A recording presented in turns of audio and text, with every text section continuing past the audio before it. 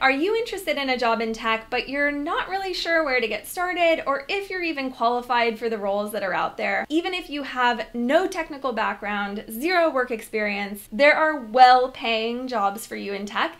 It's just a matter of you identifying the right role for yourself and positioning yourself for that role and taking the necessary steps to get there. I am going to walk you through step by step exactly what you need to do to find and secure the role that you want to get your career started in the tech industry. Not only the job that you are looking for now, but really keeping in mind what sorts of employers are going to be a best fit for you, because it's not just about going out there and getting any job, it's about getting a job that's going to pay you well and make you feel good. I'm Sarah Anderson, and I've worked in tech for a little under a decade. When I first got started, I was just like you. I had no technical background, I didn't even have a technical major from my university, and I had very little work experience, but I was able to secure a role, my very first role in tech, where I was paid nearly double what most of my peers were making,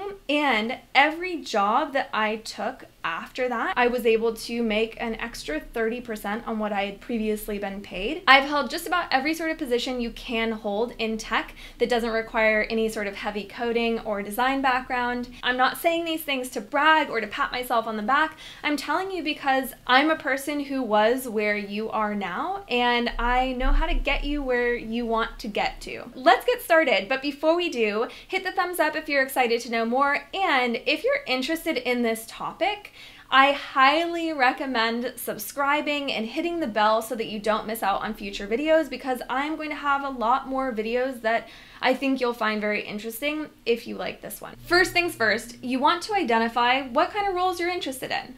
If you are coming in completely fresh with no experience whatsoever, no technical background, then you're going to want to be looking at entry-level roles. Now, most of the entry-level roles in tech are going to be sales-related roles because companies always need someone to sell their product. So those are going to be the easiest for you to secure. However, there are non-sales roles available that are entry-level as well. A few of the entry-level roles in tech include sales development representative, business development representative, those are shortened to SDR or BDR when you're looking at those roles, associate marketing manager, associate customer success manager, community manager. If a company says they want 1 to 2 years experience and you don't have it, that would not stop me from applying. A lot of times people will stop themselves because they don't have exactly the right experience that the company says that they want.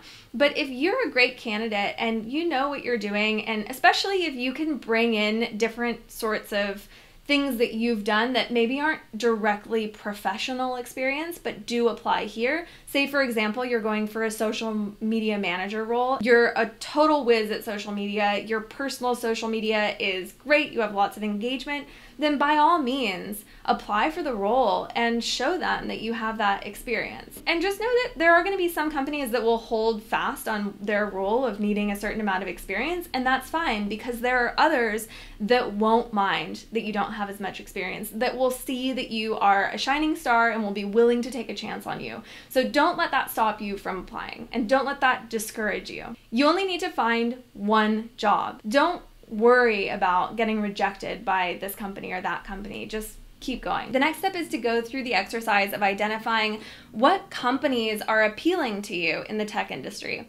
A great place to look is TechCrunch. It's an online publication where you can see all the up-to-date news about the tech industry. Sure, you could skip forward and just start looking at what opportunities are out there, but by doing this exercise, you're going to be able to start familiarizing yourself with what's out there, what's popular right now, as well as what gets you excited. When you're looking through these different companies and you're reading these different news stories, are you more interested in a consumer-facing product, or maybe you're more excited about a business-to-business product? This is just gonna wet your whistle, get you familiar with the world of tech. And if you see anything interesting there, then you can always go to that company's website and see their careers page to see if there are any openings that might be a good fit for you.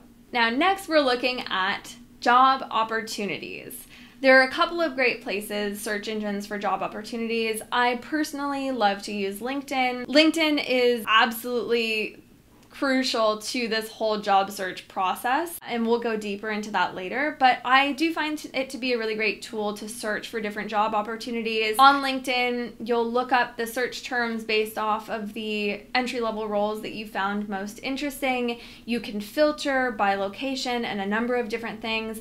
And as you look at different roles, you'll be able to bookmark the ones that you find interesting. Don't apply to them just yet. You'll want to just save them for later. Quick tip, don't stop there. When you're looking at a role that looks interesting on LinkedIn or another platform, you'll be able to see a lot of information about that role and the company. But if you're actually interested, you're going to want to dive deeper. You want to look at that company's website and their careers page. That's going to tell you a lot about the company and their values. It's going to tell you what benefits they have. It's going to give you a lot of information. You'll also probably want to do a Google search of them and see what news is coming out about them. Did they just raise a round of financing, or did they just get into a little bit of a PR nightmare? You'll just be able to find out a little bit more information that way. And then finally, the next place that you'll want to look is Glassdoor. You can start there because you can use that as your job search engine as well. But what Glassdoor is really known for and helpful for is you can actually see reviews from employees and former employees of the company to get a sense of what it's really like to work there. You can also see interview questions that they ask, how people answered, and whether or not they got the job. Do take the reviews with a grain of salt. You can get a lot of great information from them, but there are going to be disgruntled ex-employees that are wanting to trash the company on there. The way that it's best to use the reviews is to look through and see if you identify any patterns. You'll start to notice if there are a lot of different reviews, people will repeat the same sorts of things. Oh, I really love this management style that the company has. Or on the negative side, I really hate how they underpay everyone and they promise things but then they don't deliver on them. Look for patterns. That's going to give you a really good indication of what the company is actually like to work for. Now, the final step before you actually apply to these different jobs is you want to update your resume, update your LinkedIn. Those are basically going to be the same reflections of each other. You just have your PDF version that you send people or you upload when you apply, and then you also have the same information living on your LinkedIn. And then you also want to clean up your online presence because while most people probably have some bikini TikTok videos out there, and most US-based tech companies really aren't concerned with that sort of thing. They will check out your online presence just to see if there's anything that's explicit or inflammatory, or of course like hate speech, anything that doesn't align with what they want their company to be represented by. They're going to be looking for things that are red flags about you. So you just want to make sure that whatever you're putting out there is a good representation of you. Now, as far as your resume and LinkedIn, the reason that we waited to update, and this is something that not everyone does, but it's absolutely a really helpful way for you to set yourself apart, is you're going to go back now and you're going to look at the different roles that you want to apply to. And you're going to look at their requirements and the language that they use, and you're going to reflect that in your own resume and your own profile.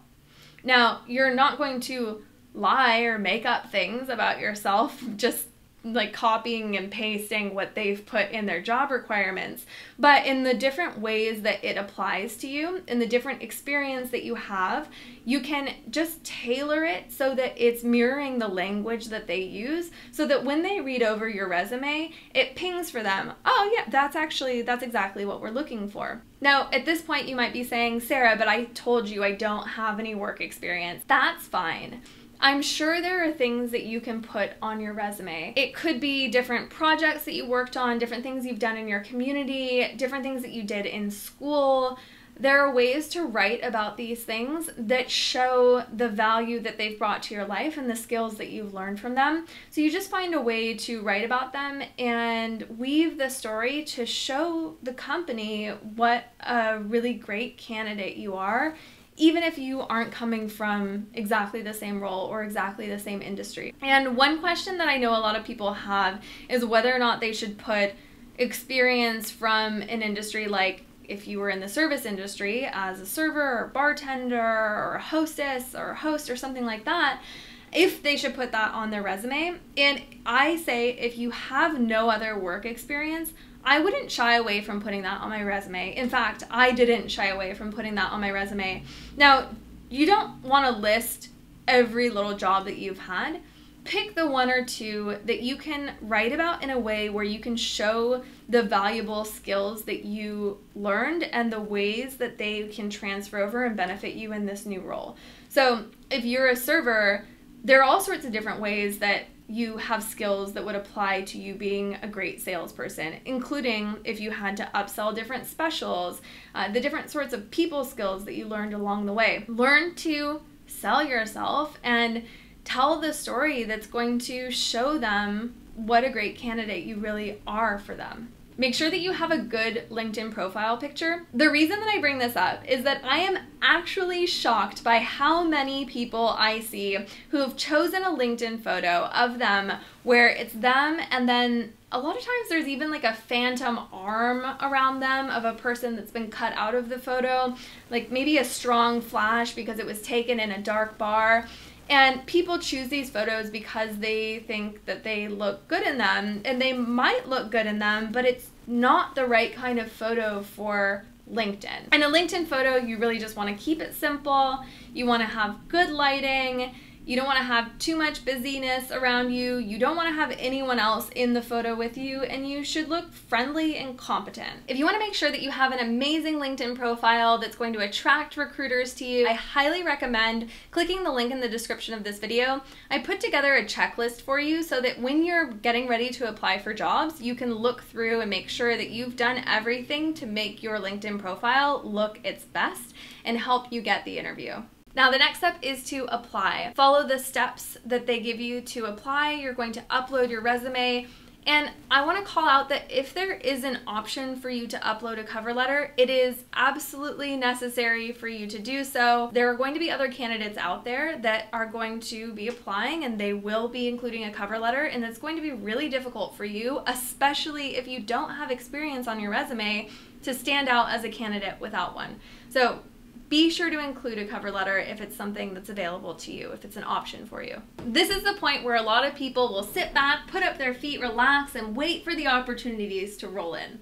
But not you, because this next step is going to be the difference that can set you apart and get you an interview when you otherwise might not have been able to get an interview at a company. You are going to look for someone who has the same role or a step up from the role that you've applied for. You can find them by looking up that role and the company on LinkedIn, and then you can reach out to them either via LinkedIn or via email if possible, and you're just going to let them know you're interested in the role, that you've applied, that you'd like to know more about what it's like to work at the company, and ask if they have 10 minutes to have a quick chat with you to talk about it.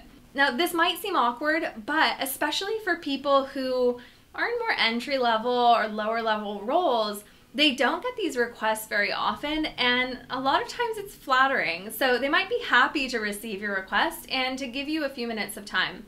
And the reason that you want to do this is, first of all, to get to know what it's like to work at the company and what the role's like, but also it's going to give you invaluable insight that you're going to be able to use when you get the interview.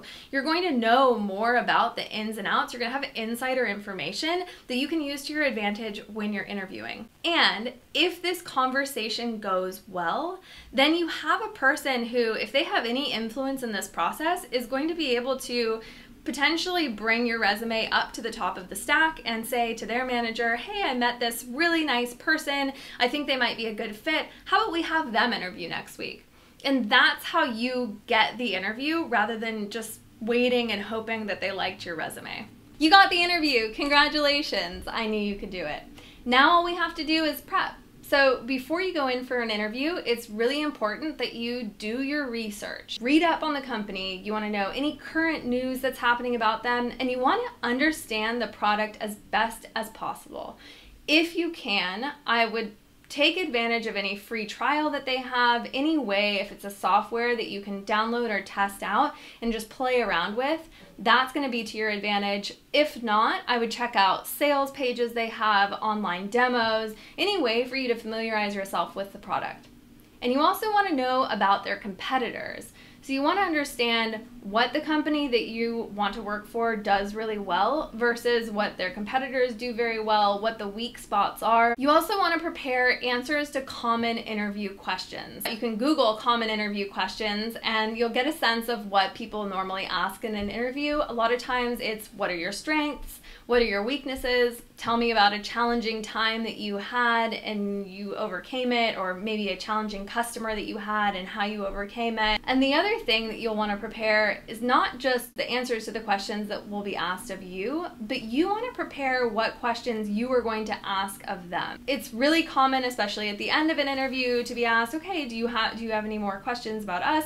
And if you don't have questions, it shows that you're not interested.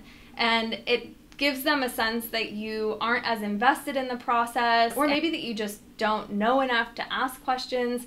So prepare those questions in advance as well. That's it, you did it, you interviewed, it's over. Though it's not quite over, because you do want to send out thank you notes to the people that you spoke with, just thanking them for their time and letting them know how you're really excited about next steps. You might bring up some different points in the conversation that you had in common or that were exciting, just to make it a little bit more personal. That'll help make you stick out. A lot of people skip this step. They might think it's a little bit old-fashioned. That means that it's an opportunity for you to stand out yet again, because not everyone's doing it. And it's another touch point for you to connect with the different people that you connected with that day. Even if you only complete a fraction of the steps that I went over with you today, you are still going to be going above and beyond so many other candidates out there. Even better, you are going to be setting yourself up to find a company that's actually a good fit for you, because this interview process is a two-way process. They are interviewing you, but you also want to find a good fit for you as well. You will get better as you continue to do this. Each time you're applying, each interview, that's practice for you, and you will continue to get better with each one that you do.